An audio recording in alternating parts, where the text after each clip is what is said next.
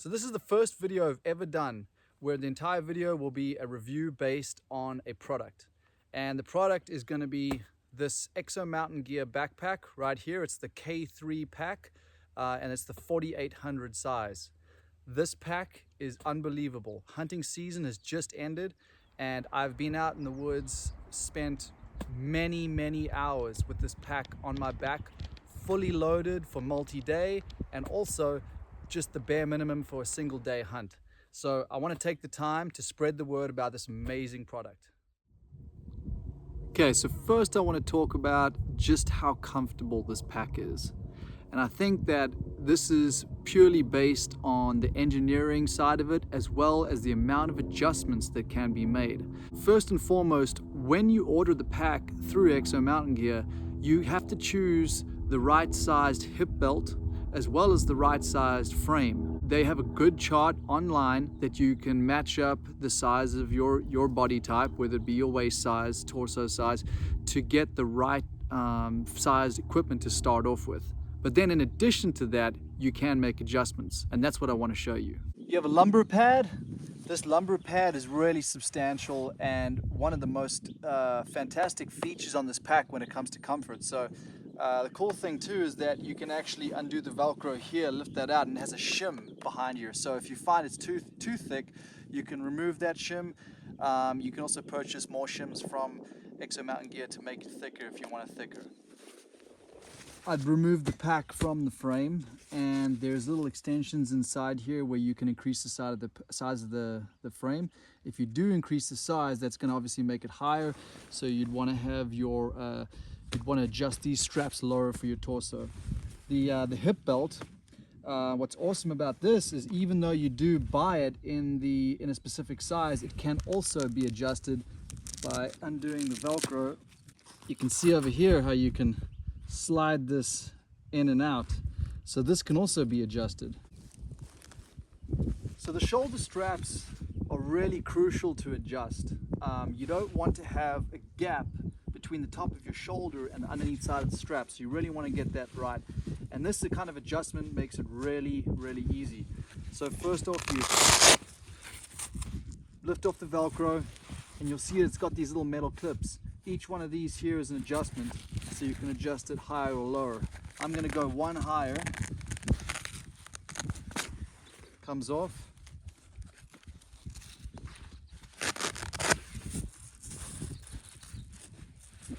I'm going to take it up to here. I noticed that putting my finger underneath here, pushing it out, makes it a little easier. There we go, clipped under one side.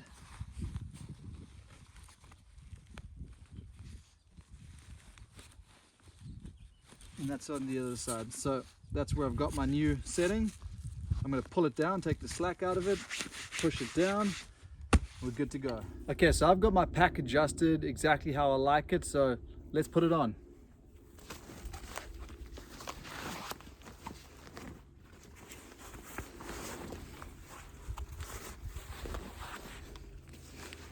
Really comfortable. I'm going to get my hip belt fastened up. Get this hip belt cinched up nicely, right on my waist. I want to feel it on the actual bone. I don't like it too low. And then as far as the shoulder straps go, I want to start off nice and loose. So they're pretty loose because I want most of the weight to be bared onto my hips. So you can see my shoulder. There's no gap here between the top of the underneath side of the shoulder strap and my shoulder. It's pretty snug.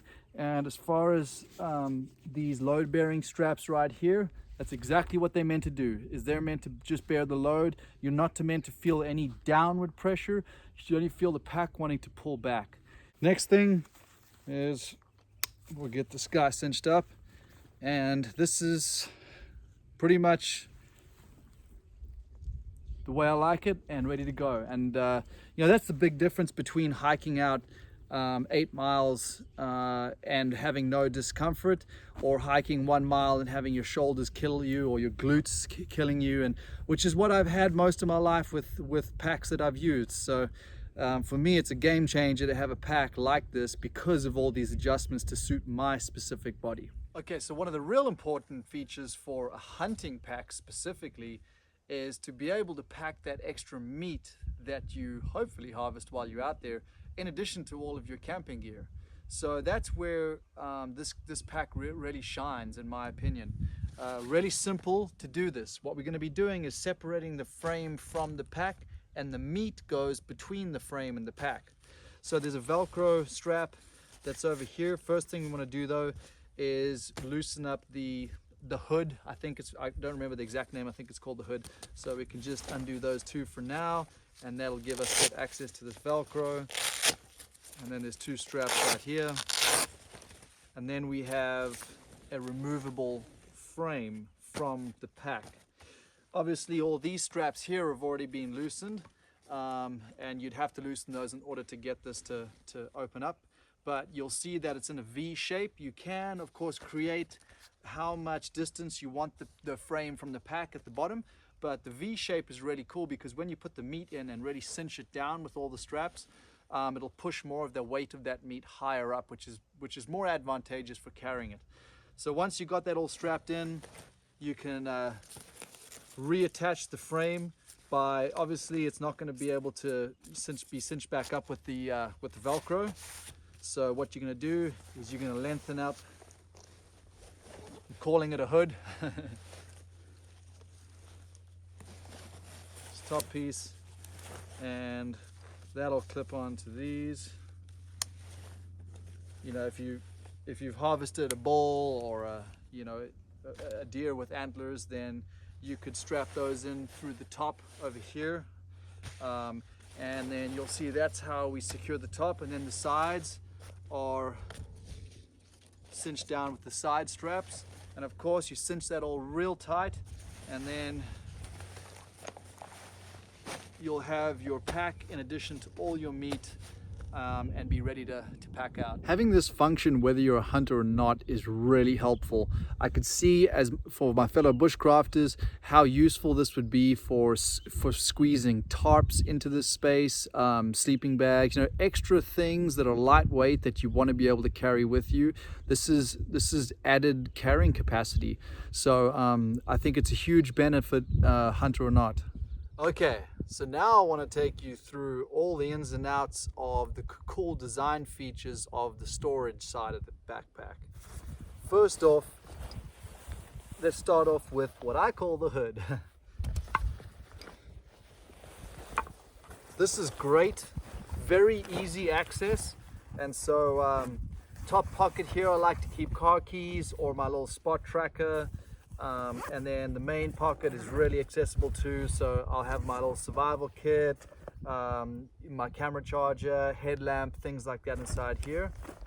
The great thing too is that if you do want this to go down into a day pack, which is basically what I'm going to be doing, I'm going to be removing all the stuff out of this pack, which is packed for multi-day, and I'm going to be breaking it down and compacting it into a day pack, and you'll see the difference.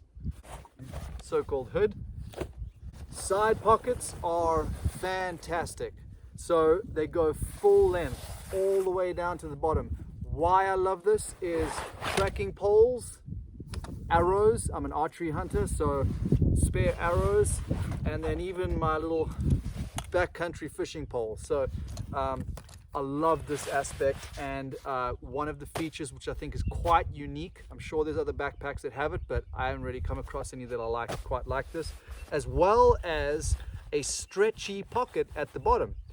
I cannot say enough good things about having side pockets that are stretchy. To be able to squeeze in a water bottle, it makes it really hard for that water bottle to come out. So I'm a huge fan of stretchy pockets. So that's my water purification kit. I like to keep water purification, water bottle. On my other side pocket, I keep my lightweight ghillie suit because I'm always putting this thing on and off depending. And we've emptied those out. Now, these straps here are basically how tight you want to cinch up the pack. I'm going to loosen them up because I want to show you the two ways that we get into this main pack. Really, really easy. You chuck everything in, cinch it up, fold it over until it's nice and tight and then buckle it up. But the cool thing is that once you've got the hood on there and you might not want to go back in through the top, you have this whole access right here to your main compartment. So you don't need to remove the hood, you don't need to go in through the top. Really easy. I find this, having two ways to do this makes it much quicker. So obviously it takes a bit of strategic planning as to what you want accessible, but being able to do it from the front and the top, I think is fantastic. Love it. Inside of the flap to the main compartment, there's a small little storage compartment here with a zipper. This is where I keep like my tag, batteries for my headlamp. I keep a spare knife, just, you know, small bits and pieces inside here. I find this to be quite handy. It's waterproof, it's protected. On the outside of the main compartment, you have a small compartment right here. And once again, stretchy. Love it, love it. You can really cram stuff in here and it just increases your storage capacity by having that stretchiness to it. So usually in this pocket here, I might keep some food. I might keep that little survival kit, pair of binoculars, just things that I want accessible pretty easily. And I'm going to remove inflatable mattress, sleeping bag, tarp, bivy sack, quartering game bags. I wouldn't say this is quite 7 days worth of food, but this is my little bag for 7 days worth of food, so it would be fuller than this, but that would be food. Little gas burner, and that pretty much makes up, apart from a couple extra layers, that pretty much makes up my multi-day backcountry kit.